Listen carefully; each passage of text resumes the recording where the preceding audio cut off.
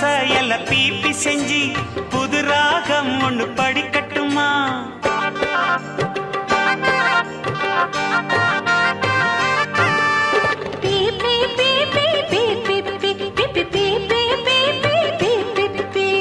ஐயனாறு வெள்ள குதிரையில ஐயாவும் கொஞ்சம் ஏறட்டுமா?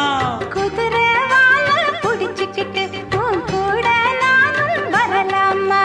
வெள்ளாட்டு பால் பீச்சி கண்ணுக்குள்ள விடலாமா? புதுப்பட்டி ரோட்டோரம் புளியங்கா அடிப்போமா? இந்த வயசு மாறாம இருக்கும் வரைக்கும் இருப்போமா? பொட்டு தவிடு பருத்தி கொட்ட சிட்டாவானில் பரப்போமா?